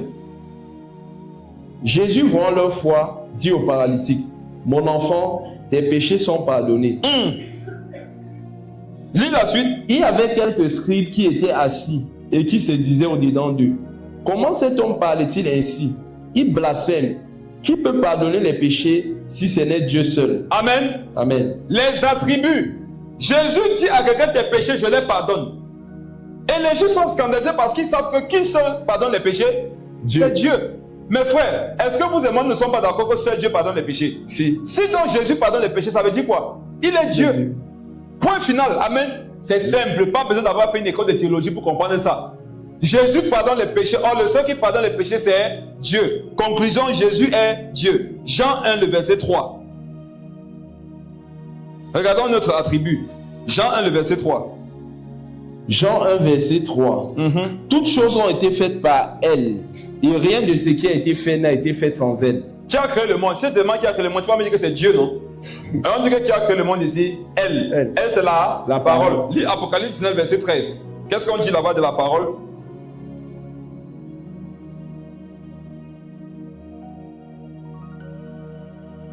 Apocalypse 19, verset 13. Oui. Il était revêtu d'un vêtement teint de sang. Son nom est la parole de Dieu. Ok, on dit que la parole a créé le monde. Et on nous dit que Jésus, son nom dans l'Apocalypse, c'est quoi? La parole de Dieu. Donc, qui a créé le monde? La parole. C'est Jésus. Colossiens 1, le verset 16. Colossiens 1, 16. Colossiens 1, verset 16. Je voudrais vous donner le maximum de versets pour que vous partiez étudier à la maison avec ça. Car en lui ont été créées toutes les choses qui sont dans les cieux et sur la terre, les visibles et les invisibles, les trônes, dignités, domination, autorité. Tout a été créé par lui et pour lui. 1 Corinthiens 15, 47 à 48.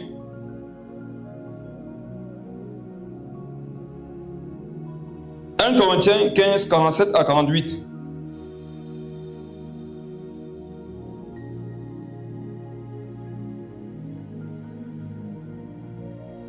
1 Corinthiens 15, 47.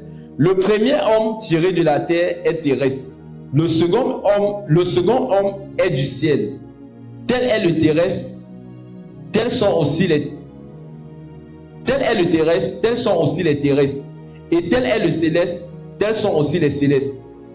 Ça veut simplement nous faire comprendre que Christ, avant de venir sur la terre, il était Dieu. Et il est descendu. Il y a beaucoup de versets qui le montrent. Ce passage veut simplement faire que Christ qui est venu sur la terre est venu dans une forme terrestre, mais avant ça, il était dans une forme céleste. Et la forme céleste dans laquelle il était, c'était la forme de Dieu.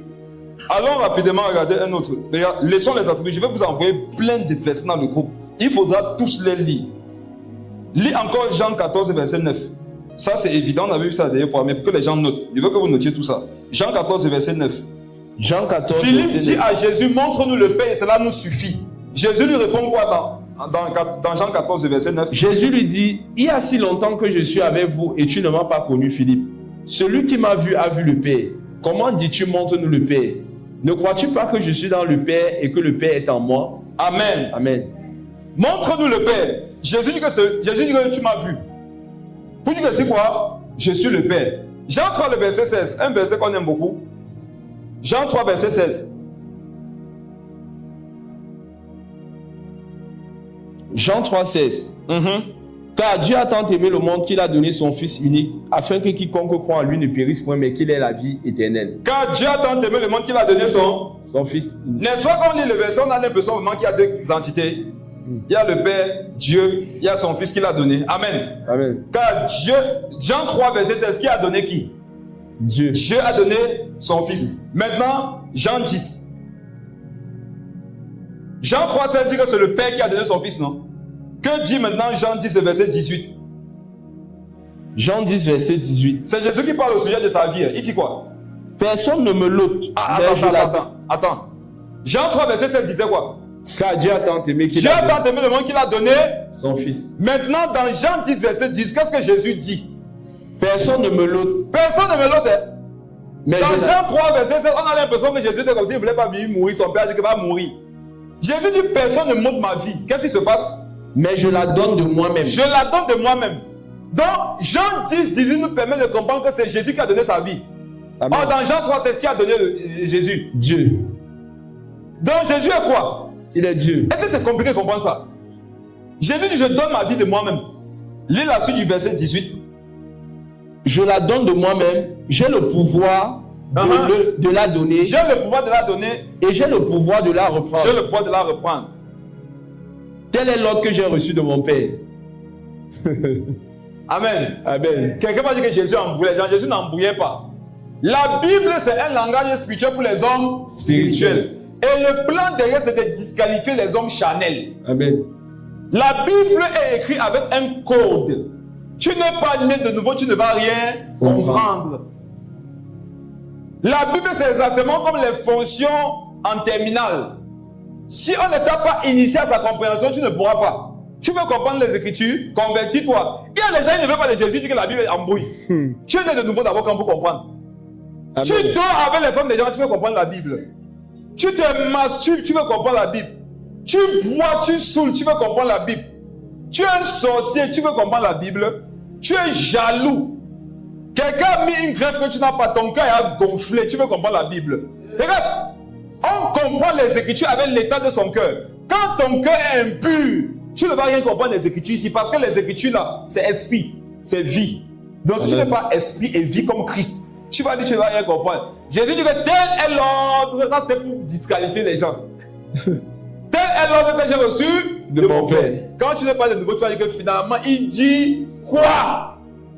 Parle simplement, non? Et un jour, un apôtre a dit, Jésus a dit, pourquoi tu ne parles pas simplement pour que les gens comprennent? Qu'est-ce qu'il a répondu? C'est afin que seuls ceux à qui cette parole est donnée puissent comprendre. Est-ce a dit que Jésus a caché sa parole à certaines personnes pour qu'ils ne comprennent pas et qu'ils aient un enfer? Non.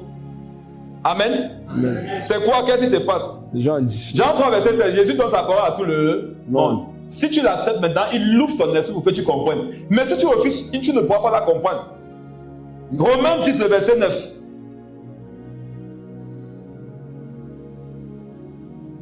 Romains 10, le verset 9. Il a dit dans Jean 10, verset 18 que j'ai le droit de la donner, j'ai le droit de la reprendre. Que dit Romains 19? Si tu confesses de ta bouche le Seigneur Jésus. Écoutez, si tu confesses de ta bouche le Seigneur Jésus.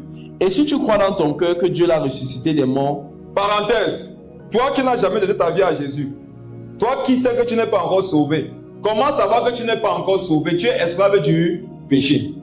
Quelqu'un m'a demandé aujourd'hui comment savoir que je suis un enfant de Dieu. J'ai dit que voici le signe principal pour savoir si tu es un enfant de Dieu. Et je sais qu'il y a quelqu'un qui se pose la question dans son cœur.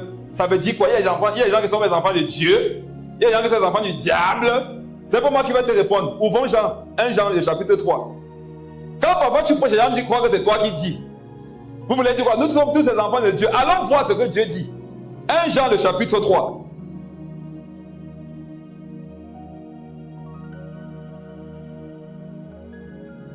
Jean, le chapitre 3. 1 Jean, chapitre 3. Verset 9. Attends. Verset 8. 1 Jean 3, verset 8. Celui qui pêche est du diable. Car le diable pêche dès le commencement. Le Fils de Dieu est paru afin de détruire les œuvres du diable.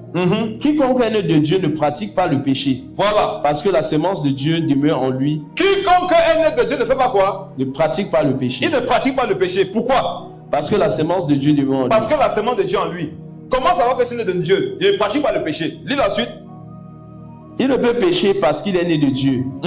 C'est par là que se font reconnaître les enfants de Dieu. C'est pas moi qui dis. C'est par là que se font reconnaître les enfants de Dieu. Et qui? Et les enfants du diable. Reprends ça. C'est par là que se font reconnaître les enfants de Dieu et les enfants du diable. Donc, parmi les humains qui sont sur la terre, il y a deux catégories de personnes. Il y a les enfants de Dieu, il y a les enfants du diable. Si tu es ici, non? Tu sais que tu es esclave du péché, tu es l'enfant du diable.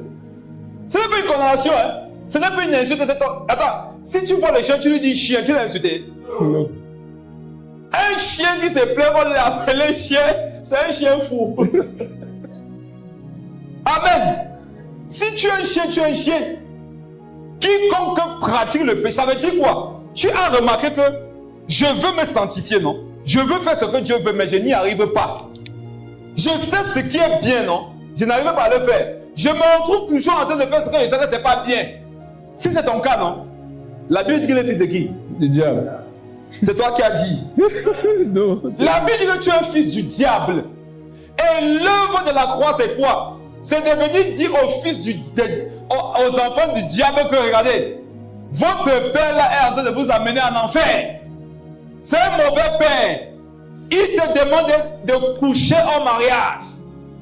Amen. Il te demande de regarder la pornographie. Il te demande de mentir lorsque tu sens que tu es bloqué. Il te demande de voler lorsque c'est fort. C'est quoi le projet? c'est de t'amener dans sa demeure future, l'enfer.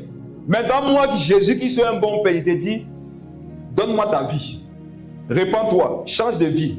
Je vais te donner le Saint-Esprit. Je ne suis pas venu pour te condamner, mais je suis venu pour te sauver. Si tu acceptes ce dilemme, je vais t'accepter. Et c'est donc ça qu'il est question dans Romains. C'est de ça qu'il est question dans Romains 10, le verset 9.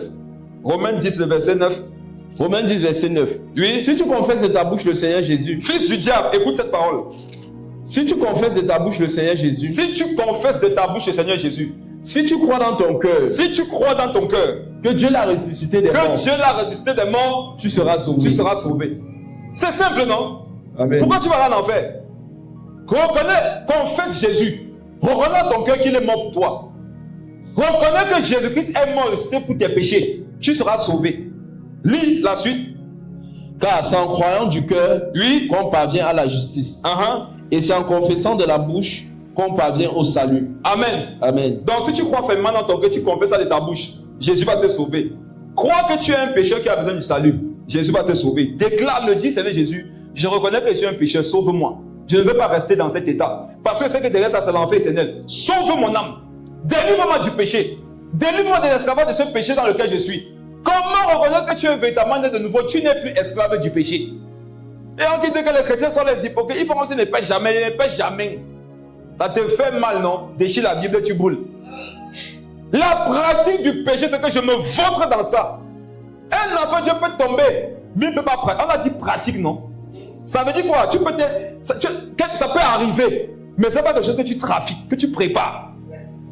L'avantage maintenant quand tu es né de nouveau, c'est que si tu tombes dans un péché, Jésus-Christ est ton avocat. Mais toi qui es enfant du diable, non? C'est quand tu vas mourir que tu vas voir que Satan, non? Ce n'était pas ton avocat. C'était ton accusateur. Notre Père Jésus est pour nous un avocat, mais Satan est pour ses enfants un accusateur. Regardez, vous arrivez à un tribunal, l'accusé, levez-vous, et tu vois que c'est lui qui l'accuse de son père. C'est un choc, non? Voilà ton père, le diable, toi qui n'es pas encore converti. Contrairement à nous qui sommes enfants de Dieu, pour ceux qui le sont déjà, si tu tombes même au tribunal là-bas, il est ton avocat. Jésus a dit, j'ai le pouvoir de la donner, j'ai le pouvoir de la reprendre. Romains le chapitre 8, le verset 11. Le pouvoir de donner sa vie, c'est la mort. Le pouvoir de retrouver sa vie, c'est quoi? C'est la résurrection. Romains 8, le verset 11 dit quoi? Romains 8, 11. Romains 8, 11. 8, verset 11.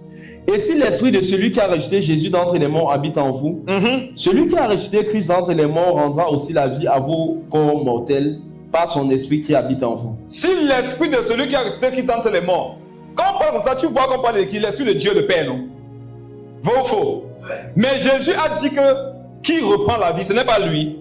Dans l'esprit qui lui redonne la vie là, c'est qui? C'est lui-même. C'est pas simple. J'ai le droit de donner ma vie, j'ai le droit de la reprendre. Or, on dit ici que c'est le Saint-Esprit qui lui a redonné la vie. Or, tout à l'heure, il a dit que c'est lui qui a redonné à lui-même sa propre vie. Donc, Jésus-Christ est le Saint-Esprit. Arrêtez avec les calculs que je dois prier qui dans ma vie de prière. Le Père, le Fils, le Saint-Esprit. Je dois prier qui? Prie-les. C'est la même personne. Matthieu 28. Matthieu 28. Verset 19. Quand tu veux prier, non? Le Saint-Esprit va t'inspirer en fonction de ce que tu veux demander. Matthieu 28, verset 19. Oui. Allez faire de toutes les nations des disciples. C'est ça. Les baptisant au nom du Père, oui, du Fils et du Saint-Esprit. Baptiser là comment? Au nom du Père, du Fils et du Saint-Esprit. Ok. Affiche ça, je vais montrer quelque chose.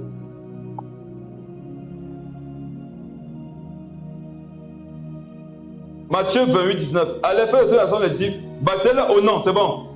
Regardez non. Pluriel ou singulier? Singulier. Pluriel ou singulier? Singulier. Mais on a cité quoi?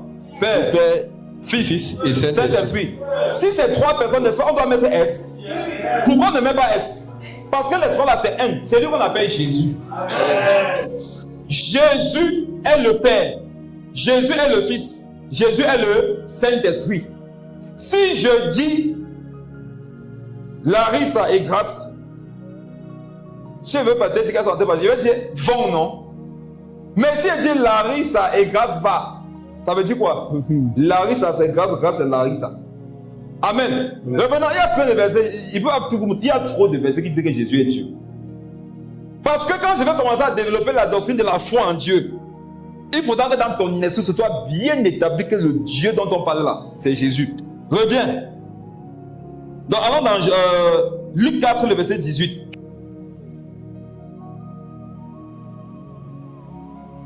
Voici encore, ils ont failli le lapider un jour. Luc, le chapitre 4, le verset 18. L'Esprit du Seigneur est sur moi. Jésus arrive dans la synagogue, on lui donne un parchemin, une portion du livre d'Ésaïe à lire. Qu'est-ce qui est dit dans ce parchemin-là? L'Esprit du Seigneur est sur moi, parce qu'il m'a oint pour annoncer une bonne nouvelle aux pauvres. Il m'a envoyé pour guérir ceux qui ont le cœur brisé, pour proclamer aux captifs la délivrance et aux aveugles le recouvrement de la vue. Continue. Pour envoyer libres les opprimés, pour publier une année de grâce du Seigneur. Ensuite, il roula le livre, le remit aux serviteurs et s'assit.